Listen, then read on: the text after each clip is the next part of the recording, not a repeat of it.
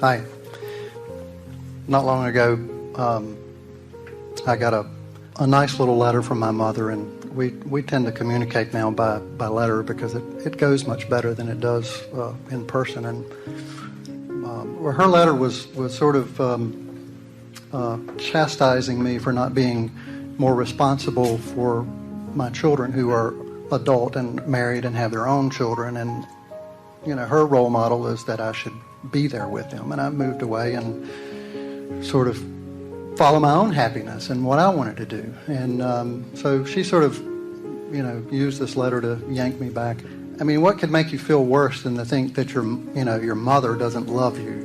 It's like, or that she disapproves of you. Right, in other words, right. She activated some very old ideas. Exactly. Yes. So for a while there, I sort of became this person who was this, son whose mother didn't love him anymore, and who, it was like I just kind of projecting these images, and I sort of, stayed in that for a while.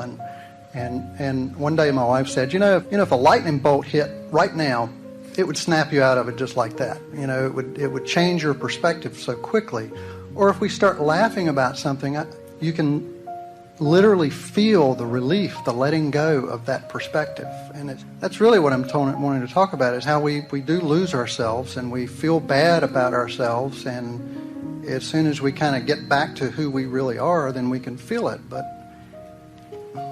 let's take the subject and hit it head on for just a little bit. So you are a believer that you are the creator of your own reality. Yes. We can feel that you know this. And you are also a believer that your children do too. Mm-hmm. And you understand this business of self-empowerment. And you understand the joy of it because you have lived it.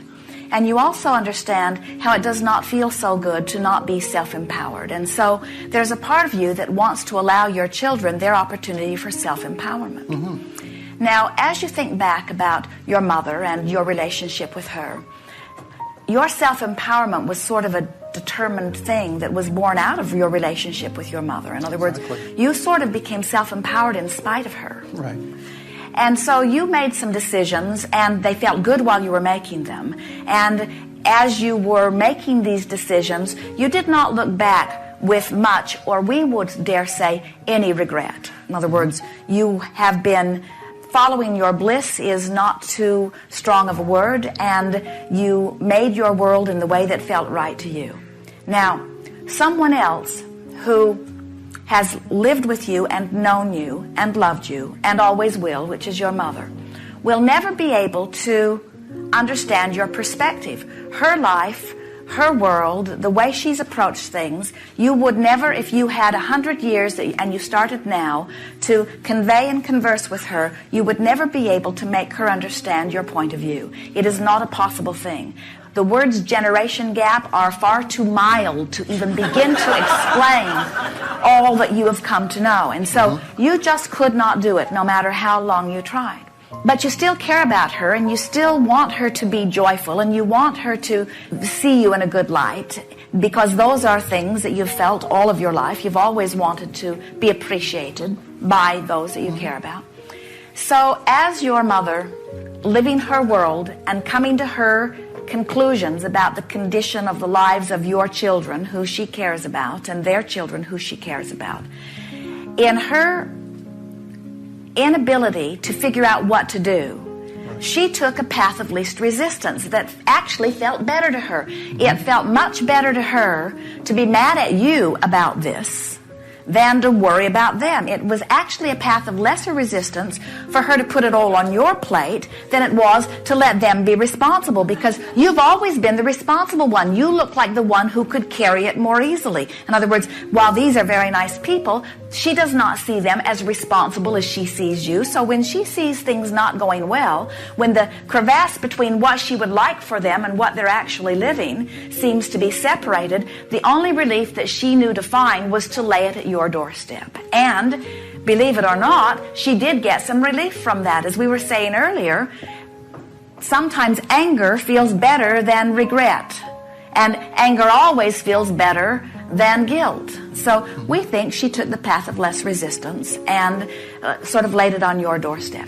Ordinarily, you are in a place where that would just sort of roll off of you. Right. But for some reason, because of the intensity of it, in other words, some factors or whatever, because your desire for the independence of your children is one thing, your desire for the well-being of your mother is something else altogether. So something in that, what do you think happened in that? Can you feel something that shot up, some activation? In other words, something that made you feel more around it? What was the sore spot? Oh, absolutely. Yeah, the incident that stirred it is my daughter actually took an overdose and wound up in the hospital and then in a rehab facility. And so what I was feeling preceding this letter is my own guilt about, I was activating that. It's like, well, I should be there, so it was almost like opening the door for my mother to say the same thing, I guess. And so, which is why it made it feel so bad, because I was already having those feelings myself. But here's the thing that we're wanting to give to you, because we notice with so many of you who have become true practicing deliberate creators, that when you find yourself not able to keep your balance for whatever reason, then you beat up on yourself even more for not keeping your balance. And what we want to say to you is that we think the response of your mother, which was anger at you, was her rebalancing act. Okay, yeah. And we think then your retaliatory anger at your mother was your rebalancing act in part, and we think all of it is just fine. Mm-hmm. And when you think about it, what do you think would have been different if you had been there for your daughter? When you lay it out logically, in other words, do you think every thought with her? Do you go everywhere with her? When she finds a thought that doesn't feel good to her, are you there to rebalance it? Is it your responsibility? In other words, is someone else's vibrational balance your responsibility? And even if it were, could you tend to it?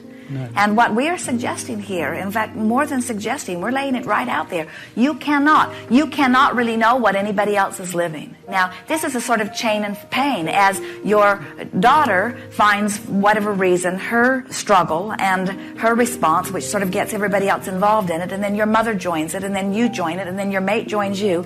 In other words, it is quite a chain of pain. And somewhere along there, you have to stop and say, well, I'm not really going to take responsibility for this, and I'm going to find some thoughts that feel better to me. And so what kinds of thoughts did you begin to find that felt better to you? Or have you gotten there yet? Oh, yeah. I was able to reply to her from a loving place. So actually a friend of mine said, I was telling her this story, and she just said to me, you have to bless her. You have to bless your mother. And it sort of snapped the spell. Well, certainly you have to bless your mother, but here's the thing. Before all of this happened, you were in a much easier place to do that. In other words, right. That is your nature. But when something has happened that's gotten you out there raw and ragged, and someone says you have to bless your mother, what we're saying is being mad at your mother might be a better temporary bridge. That did happen for a few days or weeks, and there can be some value in that. And we know this sounds strange to someone who is a proponent of positive attitude and speaking positive words, but understanding the law of attraction as we do and understanding vibration, you just can't get from there to over there, not all at once. And so what we're encouraging is that you keep making the bridge. Nothing is more debilitating than to care about something that you can't do anything about. And you can't do anything about your adult children. In other words, you can want better for them, and you could maybe even begin to provide something for them, but in the long run, you cannot do anything about someone else's vibration other than hold them in the best light you can mentally and then project that to them. And sometimes distance makes that much more possible than being up close to them. And so as something happens and you are in that great despair because you can't do anything about it and you really, really want to. So that is about as raw and ragged as a person can be, to have this thing that they want to do that they cannot do. And so you go from that deep regret or suffocating sadness to maybe a feeling of anger, to maybe a feeling of resentment, to maybe a feeling of blame. And it's not a bad bridge. And that feeling of blame, sometimes you can get carried away in that because you can blame that one and that one and that one. You can even blame yourself. And we wouldn't encourage you to stay there very long, but it is somewhat more life-giving. There's more air in it than that awful regret that you were feeling before. And then once you've bridged yourself that far, then you can be reaching for other thoughts that feel a little better, like, well, she needs to get hold of herself, and maybe this will snap her out of it, and maybe she was calling out in some way, and more of us have been responding, and we do want things to get better for her. And so you might move from absolute blame into an attitude of sort of pessimism, that we've been here before, and that it seems like, mild irritation. She's sort of raking us all over the coals. She's causing disruption in all of our lives. But it feels better than that terrible grief, and it feels better than that stronger blame. It feels more like frustration. And then you may be able to move from frustration to a sense of hopefulness. Well, maybe this will turn the tide. Maybe this will make a difference for her. Maybe this will get her attention. Maybe this dramatic thing catapulted her desires into a new place. Maybe those who rallied around her sort of got her attention. Maybe this will be helpful to her. And now you're in a place of greater hopefulness. And then you bring yourself back into alignment. But the thing that we want you to understand, and this is the most important thing that we've ever said to anyone, and certainly the most important thing you will ever hear. Your happiness cannot depend on what she figures out. Right.